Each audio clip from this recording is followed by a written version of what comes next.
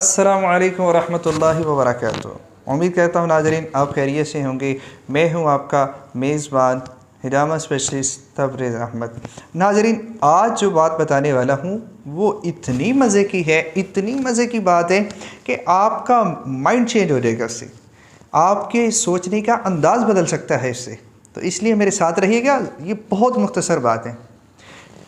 بات یہ ہے کہ اللہ کے ہر کام میں انسان کے لیے حکمت ہوتی ہے، انسان کے لیے خیر ہوتی ہے، چاہے اسے سمجھ میں آئے یا نہ آئے۔ اس بات کو ایک واقعے سے سمجھ لیجئے۔ ہوا یہ کہ ایک گاؤں میں بہت سارے لوگ رہتے تھے۔ ان لوگوں میں ایک گھر ایسا تھا جس میں 2 میاں بیوی رہتے تھے، اور ان کے پاس گھر کے اندر کچھ جانور تھے، جیسا کہ گدھا، جیسا کہ کتا، جیسا کہ مرغا۔ عام طور پہ جیسے دیہاتوں کے اندر، گاؤں کے اندر، گھروں میں یہ چیزیں، پالتو جانور، پالتو پرندے موجود ہوتے ہیں، تو اسی طرح ان کے گھر میں بھی گدھا بھی موجود تھا، کتا بھی موجود تھا، اور مرغی بھی موجود تھی۔ ہوا یہ کہ ایک دن ان کا جو گدھا تھا وہ مر گیا،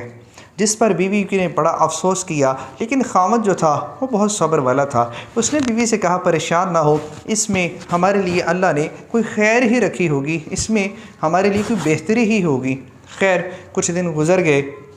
بیوی پریشان تو بہت ہوئی لیکن چپ رہی۔ ہوا یہ کہ کچھ دنوں کے بعد ان کے گھر کا جو کتا تھا وہ بھی مر گیا۔ اب بیوی اور زیادہ پریشان ہو گئی، اور وہ کہنے لگی کہ لگتا ہے کسی نے ہمارے گھر پہ جادو کروایا ہے، لگتا ہے کسی کی نظر لگ گئی ہے، لگتا ہے کسی نے کچھ کروا دیا ہے، تم حساب لگواؤ، دیکھتے نہیں ہو پہلے گدھا مرا تھا، آج کتا بھی مر گئے، تو ایسا نہ ہو کہ آئندہ تم مرو یا میں مروں۔ تو خاوند سن کر کہنے لگا کوئی بات نہیں، اس میں بھی اللہ نے ہمارے لیے کوئی خیر ہی رکھی ہوگی، اس کا مر جانا بھی ہمارے لیے بہتر ہی ہوگا۔ خیر رو دو کے بیوی چپ ہو گئی، اور کچھ دن گزرے تو ان کے گھر میں جو مرغی تھی وہ بھی مر گئی، مرغی یا مرغا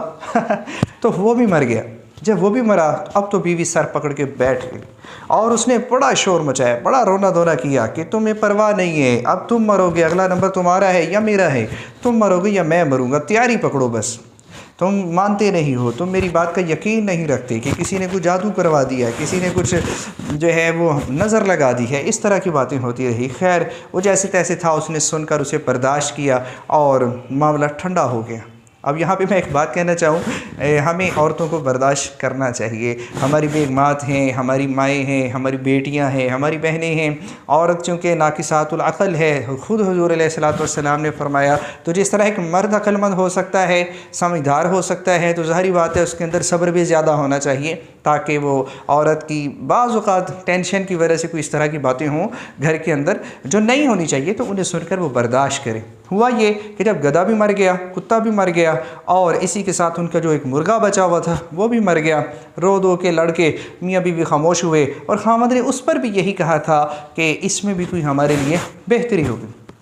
ناظرین ہوا یہ کہ ان گاؤں والوں کی کسی دوسرے گاؤں والوں کے ساتھ دشمنی تھی، تو رات کی تاریکی میں وہ جو دشمن لوگ تھے وہ سارے آئے، اور انہوں نے آ کے پورے گاؤں میں ہلہ بول دیا، اور کیا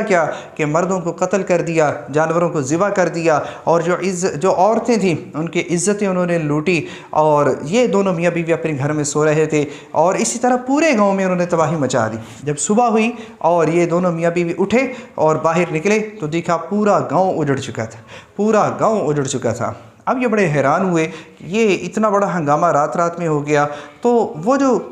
دشمن تھے جنہوں نے پورے گاؤں کے اندر تباہی مچائی، ان کو کسی نے بتایا جب کچھ دن گزر گئے کہ جب تم نے اس رات اس گاؤں میں حملہ کیا تھا تو اس میں ایک گھر ایسا تھا جس میں 2 میاں بیوی زندہ رہ گئے، وہاں پر تم کیوں نہیں گئے؟ تو انہوں نے کہا کہ جب ہم گاؤں میں آئے، کسی کے گھر سے ہمیں کتے کی آواز آئی، ہم گھس گئے اور وہاں کے لوگوں کو قتل کر دیا، وہاں کے لوگوں کی عزتیں لوٹ لی، اور ہمیں جانوروں کو ذبح کیا۔ کسی کے گھر سے گدھے کی آواز آئی، کسی کے گھر سے مرغے کی آواز آئی، تو جہاں پرندوں کی آواز آنے، یہ اس بات کا مقصد تھا کہ اس گھر میں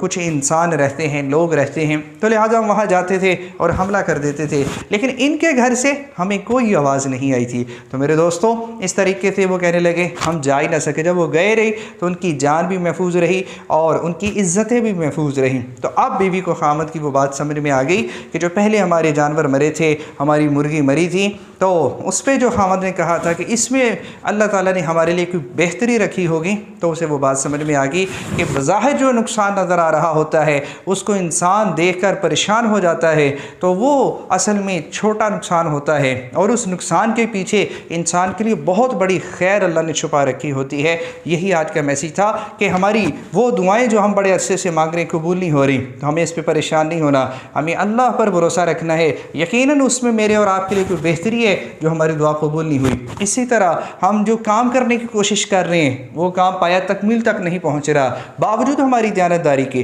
باوجود ہماری محنت کے، تو سمجھ جائیں اس کام کے نہ ہونے میں ہمارے لیے کوئی اللہ نے بڑی خیر رکھی ہے۔ اسی طرح بچے بچیوں کے رشتے ہیں، اسی طرح روزگار کا مسئلہ ہے، اسی طرح دنیا کی زندگی میں آنے والے ہر مسائل میں آپ یہی سوچیں کہ اس کام کے اندر اللہ نے ہمارے لیے خیر رکھی ہے۔ یقین کریں ناظرین، ہماری سوچ بدل جائے گی، ہمارے گھر کا سکون بڑھ جائے گا، ہمارے گھر کا ماحول بدل جائے گا جب ہم ہر کام میں یہ سمجھ کر اپنے اللہ پر بھروسہ کریں گے کہ اس کام میں اللہ نے میرے اور آپ کے لیے خیر رکھی ہے، تو انشاءاللہ اللہ آپ کو خیر نصیب بھی فرمائے گا اور آپ کے گھر کا سکون وہ بھی بڑھائے گا اور آپ کے پورے گھر والوں کا لائف سٹائل چینج ہو جائے گا۔ میری بات اگر اچھی لگی ہے اس کو لائک کیجئے، اس کو شیئر کیجئے اور صدقہ جاریہ سمجھ کر اس کو لوگوں تک پھیلائیے اور ہمارے ساتھ رہیے۔ انشاءاللہ ملتے ہیں ایک نئے پیغام کے ساتھ۔ اللہ حافظ۔